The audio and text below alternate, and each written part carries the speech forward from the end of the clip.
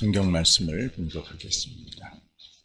신약 성경 로마서 8장 18절에서 30절까지 있는 말씀, 신약 성경의 249쪽에 있는 말씀입니다.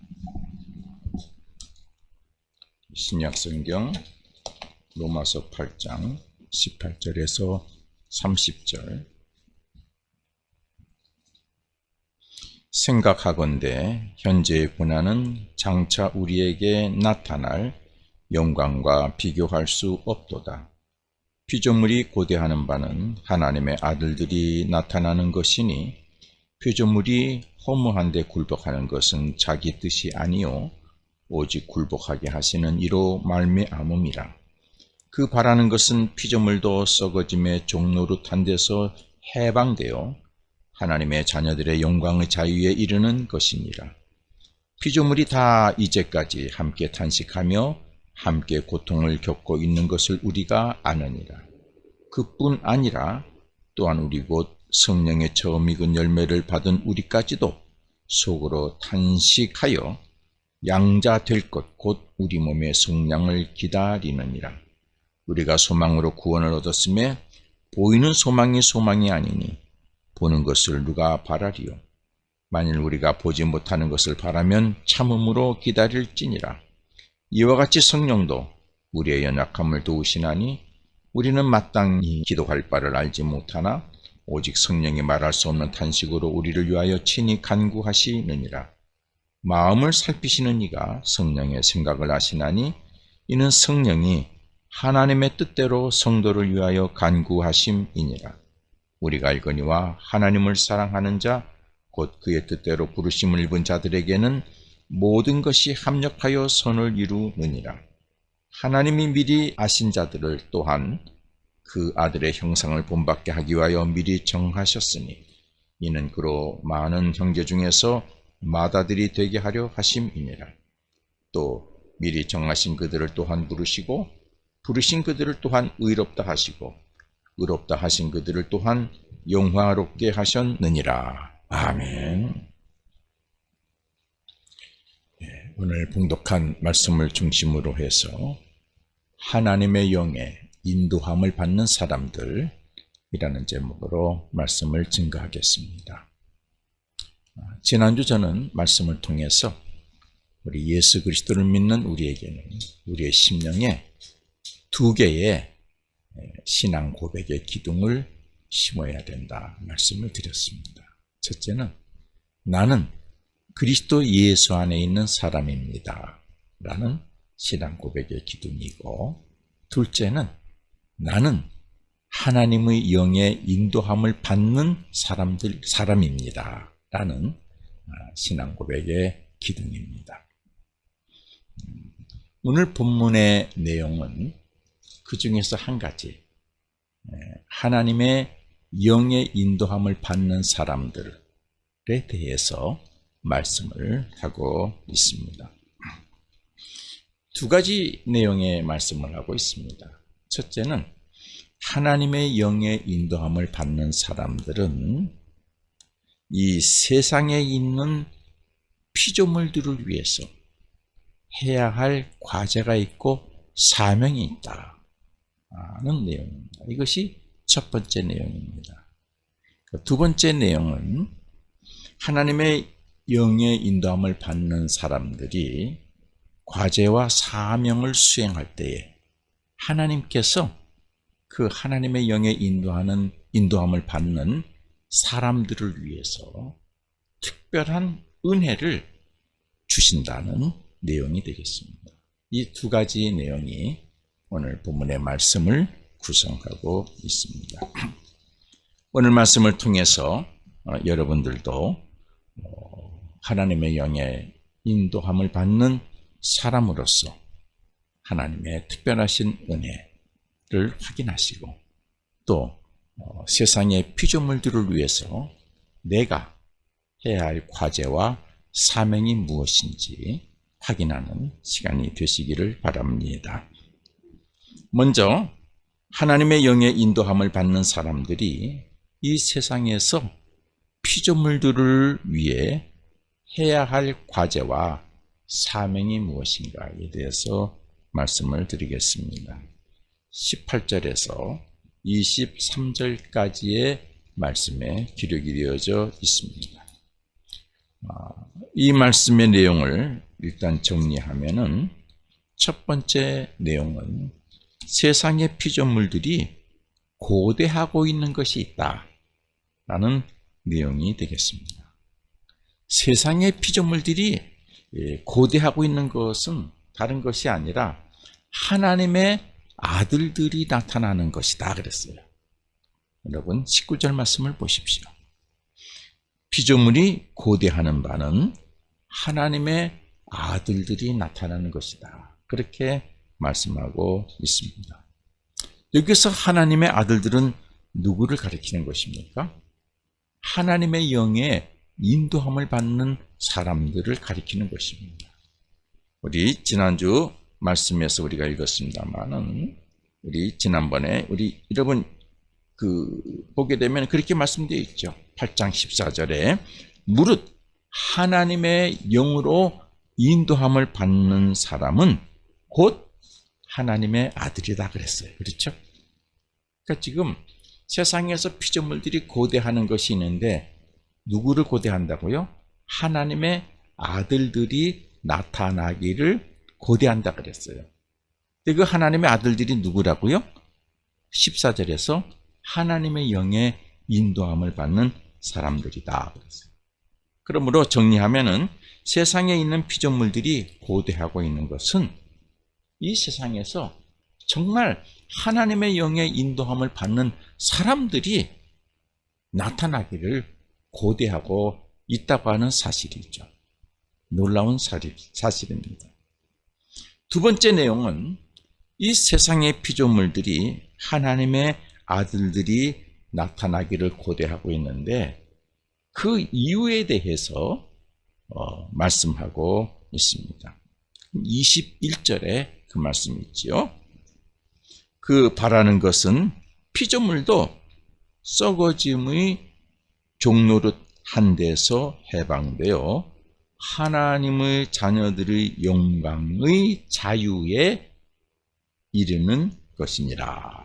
그렇게 말씀했습니다. 그러니까 피조물들이 하나님의 아들들이 나타나기를 고대하는 이유는 뭐라 그랬습니까? 피조물들이 썩어져 가는 것에 종노릇하고 있다는 것이죠. 종노릇한다. 자신의 뜻으로 살지 못하고 어쩔 수 없이 썩어져 가는 것에 의해서 자기가 살아가고 있다고 하는 것이죠.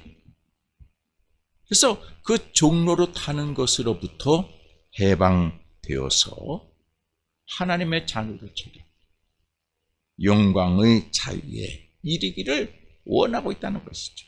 그런 것들을 세상의 피조물들이 바라고 있다는 것입니다. 여러분, 세상의 피조물들에게 고통을 주는 것이 무엇입니까? 그들을 근심하게 하고 걱정하게 하고 두려움을 갖게 하고 공포를 갖게 하는 것이죠. 다 어디에서 근거하는 것입니까? 죄를 짓게 하고 생명을 앗아가는 사망의 법, 그런 것들이 그들의 삶을 고통 속에 집어넣는 것이죠. 거기에 종노릇하는 것이죠. 썩어져가는 것들에. 그래서 우리가 인생을 살면서 감사와 기쁨이 넘쳐야 되는데 그런 것들이 아니라 살맛이 없고 죽은 맛으로 같이 살았는데 오히려 기쁨이 넘치는 것이 아니라 서로 다툼이 생기고 갈등이 생기고 반목이 생기고 그런 썩어져 가는 것에 종노릇하면서 이 피조물들이 살아가고 있다는 말씀이 있죠. 이처럼 피조물들에게 죄를 짓게 하고 삶의 기쁨을 빼앗아가고 생명을 앗아가는 이런 죄와 사망의 법에서 그들을 해방시켜 줄 사람들은 누구냐? 돈 많은 사람도 아니고 권력 있는 사람도 아니고 많이 배운 사람도 아니고 누굽니까? 그 사람은 오직 하나님으로부터 의롭다함을 받은 하나님의 아들들 뿐이다. 그러니까 하나님에게 의롭다함을 받은 자들, 그들 특별히 하나님의 아들들 누굽니까? 성령으로 하나님의 영의 인도함을 받는 사람들인 것이죠. 그래서 피조물들은 하나님의 영의 인도함을 받는 사람들이 이 세상의 삶의 한복판에 자기 삶의 주변에 나타나기를 고대하고 있는 것입니다. 하나님의 아들들을 고대하고 있다, 이렇게 말씀했습니다. 그러므로 하나님의 아들들, 하나님의 영의 인도함을 받는 사람들의 과제와 사명은 무엇입니까? 이 세상에서 고통하고 있는 죄와 사망의 법에서 종로를 타고 있는 그들을 해방시켜 주는 것입니다. 그렇죠. 고대하고 있어요. 우리가 해야 될 과제이죠. 하나님의 영의 인도함을 받는 하나님의 아들들이 죄의 법에서 썩어져가는 것에서 종노릇하는 그들에게 올바른 삶의 길을 제시해주고 참 공의로운 것이 무엇인지를 알려주고, 그래서 그들로 하여금 썩어져가는 것에서 더 이상 파묻혀 종노릇하며 사는 것이 아니라 생명을 가져다주고 소망을 가져다주고, 그리고 모든 사람에게 사랑과 희망을 가져다주는 그런 삶으로 벗어나게 하는, 삶의 자리를 바꾸게 하는 그런 사명을 감당해야 되는 것입니다. 이 과제와 사명을 누가복음 4장 18절에서는 이렇게 표현을 했습니다. 물론 예수님께서 성전에서 읽으신, 회당에서 읽으신 말씀입니다. 제가 한번 읽어보겠습니다. 주의 성령이 내게 임하셨으니 이는 가난한 자에게 복음을 전하게 하시려고 내게 기름을 부으시고 나를 보내사 포로된 자에게 자유를, 눈먼 자에게 다시 보게 함을 전파하며 눌린 자를 자유롭게 하고 주의 은혜의 해를 전파하게 하려 하심이라. 이 말씀을 읽고 예수님 사역을 시작하셨어요. 이 말씀은 오늘 우리들이 읽고 출발해야 될 말씀이죠. 하나님의 영의 인도함을 받는 사람들, 주님의 영이 내게 임하셨어요. 하나님의 영이 나를 인도하시니 내가 누구를 찾아가서 가난한 자, 포로된 자, 세상의 것들로 인해서 고통하고 있는 자, 그들을 해방시키기 위해서 하나님의 말씀을 전파하고 의를 전파하고 복음을 전파하는 사역을 감당해야 되는 것입니다. 이 모든 말씀을 한마디로 요약한다 그러면은 복음 전파죠. 그렇죠? 복음 전파죠. 하나님의 영의 인도함을 받는 사람들은 세상의 피조물들을 향해서 해야 될 과제와 사명은 복음 전파, 저들을 해방시키는 것입니다. 이 사역을 감당하도록 하나님이 우리를 영으로 인도하시는 거예요. 아시겠습니까? 우리의 어떤 목적을 위해서, 우리의 그 어떤 것만을 위해서 성령께서 우리를 인도하시는 것이 아니라 하나님의 궁극적인 목적은 여기에 있다고 하는 것을 하나님의 영의 인도함을 받는 성도들은 마음속에 잘 간직해야 될 줄로 믿습니다. 다음으로, 그럼 하나님께서 하나님의 영의 인도함을 받는 사람들이 맡은 과제를 수행할 수 있도록 하나님의 영의 인도함을 받는 사람들에게 주시는 특별하신 은혜는 무엇인가 하는 것이죠. 이 말씀은 26절에서부터 30절까지 말씀하고 있습니다. 크게 네 가지를 말씀하고 있습니다. 첫째는 그의 연약함을 도와주시는 은혜를 주신다. 그랬어요. 26절 상반절에 보시면은 이렇게 말씀했습니다. 이와 같이 성령이 무엇이에요? 하나님의 영이죠? 성령도 우리의 연약함을 도우시라. 여러분이 자식을 돕고, 여러분이 친구를 돕고, 지인을 도울 때 무조건 도와주십니까? 나 도와줘! 한다고, 그래, 내가 도와줄게. 그거 도와줍니까? 아니죠. 도와달라고 하는 사람이 그 사람의 삶이 어느 자리에 서 있을 때 도와주는 것이죠. 그렇죠? 하나님의 영이 우리의 연약함을 도우실 때에 그냥 도와주십니까? 아니에요. 하나님의 영의 인도함을 받는 사람들이 어느 자리에 섰을 때 그를 도와주시는 거죠.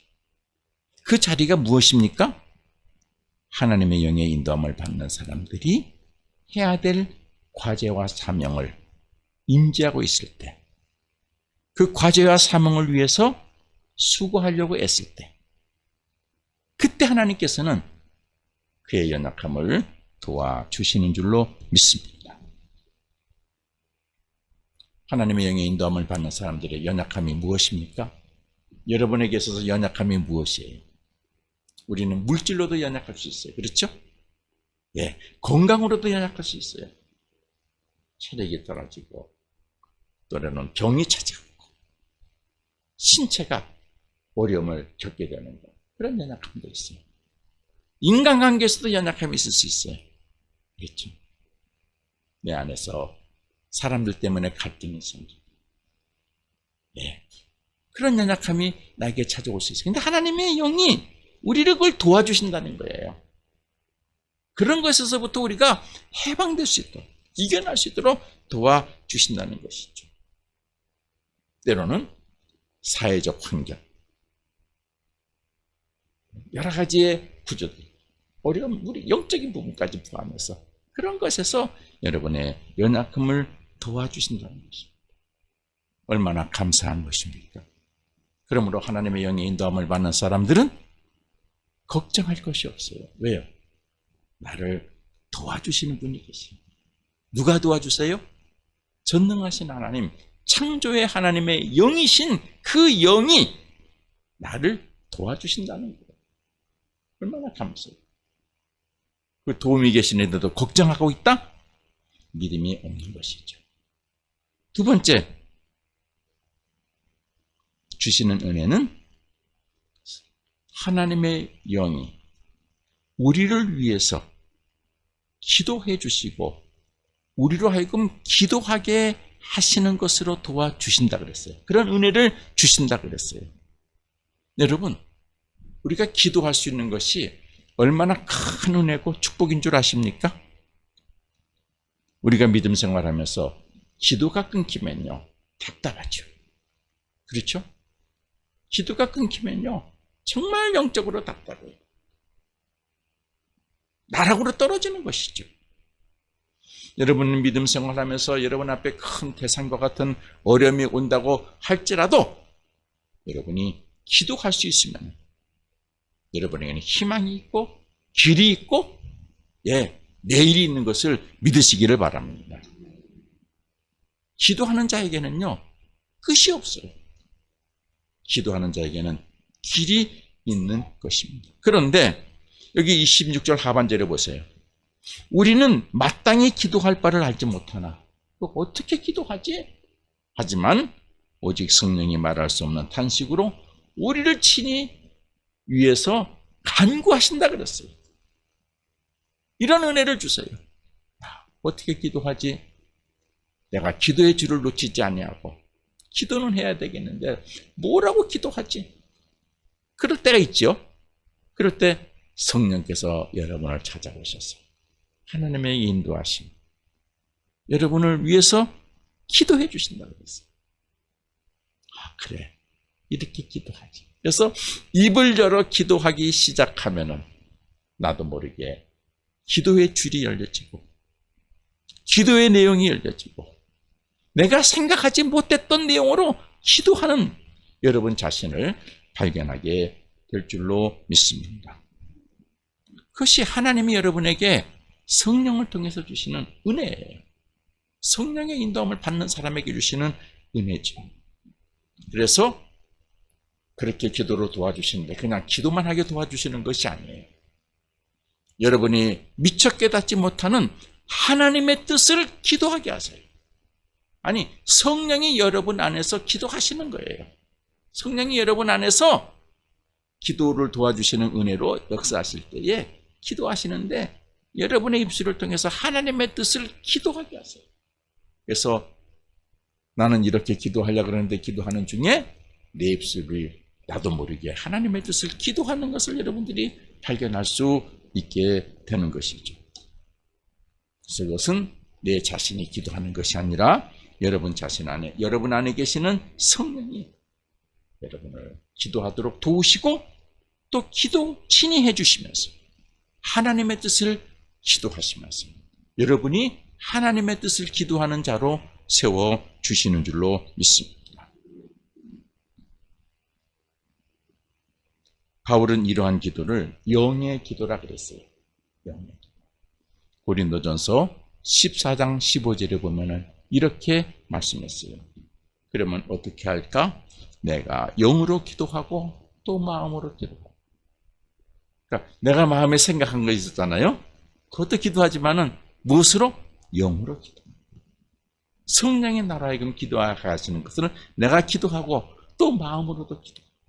영의 기도라고 말했습니다. 세 번째 주시는 은혜는 모든 것이 합력해서 선한 열매가 맺어질 수 있는 은혜를 주신다 그랬어요. 28절에는 말씀이죠. 우리가 알거니와 하나님을 사랑하는 자 곧 그의 뜻대로 부르심을 입은 자들에게는 모든 것이 합력하여 선을 이루느니라 라고 말씀했습니다. 여러분 인생 살다가 속상할 때가 있죠. 계획대로 안 될 때가 있죠. 서로 불편할 때가 생길 때도 있죠. 서로 믿음으로 사는데 좀 불편할 때도 있어요. 그런데 하나님의 영의 인도함을 받는 사람들은 그것이 그 인생에 있어서 손해가 되는 것이 아니라 오히려 유익이 되는 길로 하나님은 만들어 주신다고 하는 사실을 여러분들이 믿으시기를 바랍니다. 속상한 일이 있지만은, 그때는 속상했지만은, 지내놓고 보면은 어떻게 해요?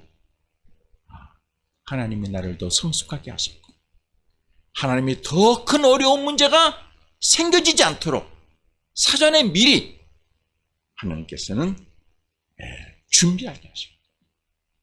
그런 것을 여러분들이 깨닫게 되는 줄로 믿습니다. 그래서 정말 하나님의 영의 인도함을 받는 사람들은 하나님께서 그를 지켜주시고 계시는 한에는 그 순간에는 큰 고통인 것 같고 억울한 것 같고 손해가 된 것 같지만 지나놓고 보면은 그것이 하나님의 인도하심이었고 하나님의 은혜였고 오히려 하나님의 축복인 것을 깨닫게 되는 줄로 믿습니다. 합력해서 선한 것이 되도록 역사하세요. 저는 제 삶의 경험에서 많이 느껴요. 제가 성격이 좀 날카롭고 유하지는 못한 거 내가 스스로 인정하거든요. 그러나 그러면서도 순간순간 좀 그렇게 하지 말걸 하는 경우도 있지만 지내놓고 보면은 오히려 나를 성숙하게 하고 또 하나님 그걸 통해서 새로운 역사를 만들어가는 것을 제가 보게 되는 것입니다. 아마 여러분에게도 그러한 경험은 많이 있을 거라고 생각을 합니다.